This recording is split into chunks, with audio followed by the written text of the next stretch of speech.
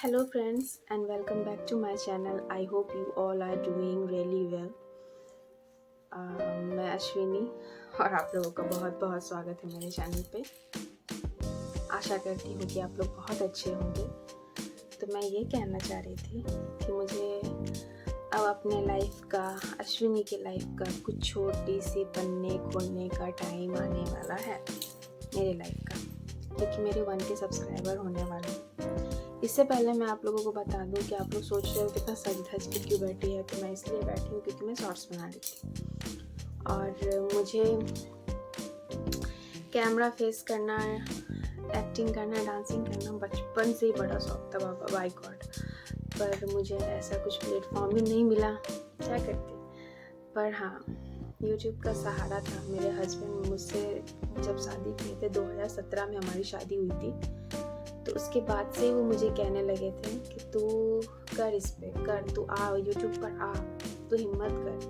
पर मुझसे हिम्मत ही नहीं हो रहा था। पर इस साल मैं हिम्मत करके यूट्यूब पर आई हूँ। पर जो भी हो, स्ट्रगल तो होता है लाइफ में। तो मैं मानती हूँ इतने जल्दी मेरे सब्सक्राइबर नहीं होंगे, पर जो भी है मैं खुश हूँ और मेरे 1K होने वाले हैं, तो इसमें बहुत खुश हुई है। तो मैं आप लोगों को बताने वाली हूँ कि मेरी लव मैरिज है।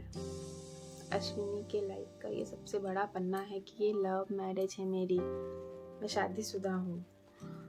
तो आप लोग जानना नहीं चाहोगे अगर मेरे वीडियो को सब्सक्राइब किए तो कि ये क्या चल रहा है, इसकी लाइफ में कैसी है, क्या है, नहीं है। तो मैं शुरुआत करती हूँ 2009 से। तो 2009 में मैं 8 क्लास में थी, बहुत छोटी सी थी। मेरे जो हस्बैंड थे वो 10th में थे। तो हम दोनों में कुछ ऐसा प्रपोजल नहीं हुआ है कि हाँ वो मेरा पीछा किए या फिर कुछ। बस यही मुझे अच्छा लग गया था उनका कि बहुत ही शरीफ बंदे हैं। तो मुझे अच्छा लगा कि हाँ ऐसा कुछ नहीं है। तो इन्होंने बोला तुम्हें करना है तो ठीक, नहीं करना है तो वो भी ठीक। तो ऐसा कुछ हमारे बीच बात नहीं हुआ। बहुत दिनों बाद चलो धीरे धीरे बात थोड़ा स्टार्ट हुआ, मम्मा पापा से छुपा के। वो भी जानते ही हो लव मैरिज में क्या होता है। तो हम लोगों ने बात किया, फिर कभी मिले, कभी मिलना हमारा नहीं होता था क्योंकि हमारा, समझिए, एक ही शहर में रहकर भी हमारा लॉन्ग डिस्टेंस रिलेशनशिप चल रहा था। सिर्फ हमारी फ़ोन पर कभी कभी बातें हुआ करती थी। तो मैं उनसे बस हमारी फ़ोन पे बातें होती थी और हम लोगों ने बहुत सारे ड्रीम देख लिए थे। उन्होंने अपनी मम्मी पापा को बता दिया था, पर उनके मम्मी पापा ने कहा था कि पहले अपने पैर पर खड़ा हो जाओ, फिर उसके बाद कुछ करना। तो फिर जब 2012 आया, ऐसे ही चलते रहा हमारा लॉन्ग डिस्टेंस रिलेशनशिप। कभी कभी मार्केट गई तो उन्होंने मुझे देखा, बस। फिर तो वो कॉलेज में चले गए थे ना 10th से निकल करके। तो कभी कभी वो मुझे मार्केट में देख लेते या फिर फ़ोन में बात हुआ, बस इतना ही होता था। फिर कुछ दिन तक हमारी बातें भी बंद हो गई थी, 2 से 6 महीने तक कुछ रिस्पॉन्स नहीं, कुछ नहीं। फिर अचानक से बातें होने लगी। फिर एक बार 2012 में हमारे पेरेंट्स को पता चल गया। तो पेरेंट्स को पता चल गया, फिर बोला गया कि नहीं, अब तुम्हारी शादी नहीं होगी, नहीं हो सकती, तुम्हारा किसी और के साथ शादी कर देंगे। तो उस टाइम कि नहीं, मैं इसके बिना नहीं रह पाऊँगी या फिर नहीं रह पाऊँ। अभी भी बोल रही हूँ तो मुझे अजीब लग रहा है, वो दिन मुझे याद आ रहा है। तो मैं नहीं रह पाऊँगी, ऐसा लगता था। मैं कहती थी वो भी परेशान, मैं भी परेशान। फिर हम लोगों ने बात करना बंद कर दिया, कम कर दिया था बात करना। दिनों तक हमारी बातें नहीं हुई थी, बहुत दिनों तक बात नहीं हुई हमारी। फिर अचानक से मेरी पढ़ाई कंप्लीट हो गई थी, तो मम्मी पापा ने बोला शादी कराने में।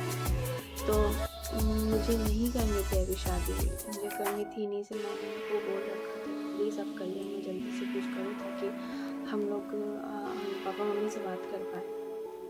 तो ऐसा तो कुछ नहीं हो पाया। तो हम लोगों को एट ए टाइम डिसीज़न लेना पड़ा। तो हमारे मम्मी पापा ने मंदिर में ही हमारी सिंपल तरीके से शादी कराई। तो क्या ही कर सकते थे।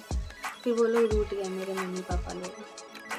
कोई बात नहीं, रूठ गए। ये 4 साल तक मेरे और मेरे मम्मी पापा पेरेंट्स के बीच बातें नहीं हुई।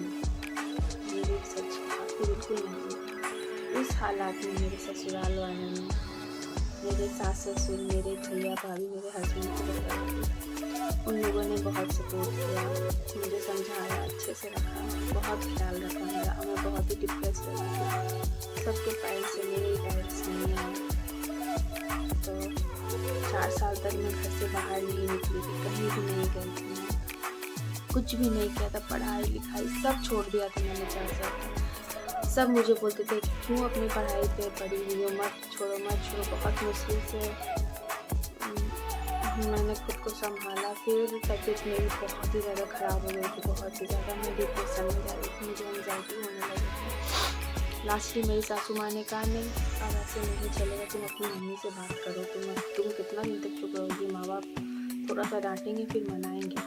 तो फिर मैं अपनी मम्मी पापा को फ़ोन लगाई, उन्हें सब कुछ बताई। तो मेरी मम्मी ने बुला लिया, माँ का तो दिल जानते ही, आ जाओ। तो फिर मेरे ससुराल वालों ने कहा, ये 4 साल बाद यानी कि 2017 में मैंने शादी की थी और ये हुआ था 2021 में, ठीक है। 21 में मेरे मम्मी पापा को पता चला कि इसका तबीयत ख़राब होने लगा है उनके छोड़ने की वजह से। तो फिर उन लोगों ने मुझे बुलाया। तो दोनों फैमिली ने डिसाइड किया कि इसको पढ़ने दो। ये 4 साल नहीं पढ़ी, कुछ भी नहीं की, ऐसे ही रह गई, ना बाहर जाना, ना कहीं, ना कोई शादी फंक्शन कुछ अटेंड नहीं करती थी, बस घर पर ही रहती थी, ना मार्केट जाना, ना कुछ। कितना मुझे बोला जाता था कि जाया करो जाया करो। मैं नहीं, घर पर त्यौहार हुआ वो सेलिब्रेट करा मैंने, उससे ज़्यादा कुछ भी नहीं किया। और बहुत लोग पूछते भी थे कि हाँ, मेरा घर का नाम मनीषा है, तो कि मनीषा मुझे दिख जाए, कहीं दिख जाए, कहीं दिखाओ। तो मैं निकलती ही नहीं थी। तो इन लोगों ने डिसीजन लिया कि तुम जाओ मायके, तुम्हारा बगल में मायके है, ससुराल भी बगल में है, तुम अपना आना जाना जो करना है करना, पर तुम अपनी पढ़ाई कंप्लीट करो। तो मुझे यहाँ भेजा गया 2021 में। मैंने बीएड में एडमिशन लिया और फिर जानबूझ करके मुझे बाहर दिल्ली में एडमिशन कराया गया बीएड के लिए, हरियाणा रोहतक, ताकि मैं बाहर जा सके एग्ज़ाम देने के लिए। क्योंकि मैं तो कहीं गई नहीं थी बहुत दिन तक, 4 साल तक। सब लोगों का डिसीजन यही था कि इसको मतलब ठीक करना, इसको बीमारियों से दूर करना। मुझे थायराइड हो चुका था बाय द वे, और थोड़ा सा एंग्जाइटी प्रॉब्लम भी हो चुका था, बहुत घबराहट होता था, जो कि अभी भी है हल्का फुल्का।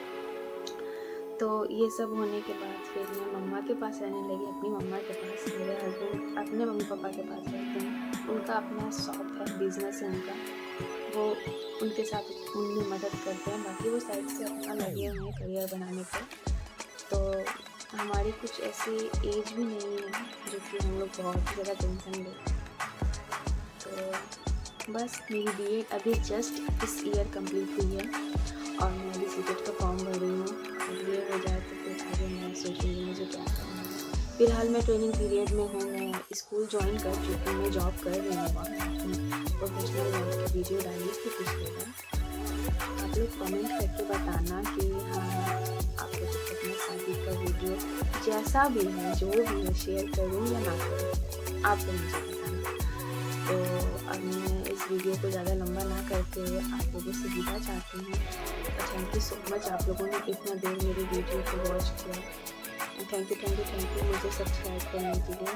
प्लीज़ आप लोगों के हाथ में मेरी वीडियो को बहुत दूर तक पहुँचाओ, मुझे इस फील्ड में आगे दो ताकि मैं और भी अच्छा कर सकूँ। मुझे कुकिंग भी आती है, मैं वो भी सोच रही हूँ करना पर मुझे टाइम नहीं मिल पा रहा है, तो मैं ये भी करूँगी।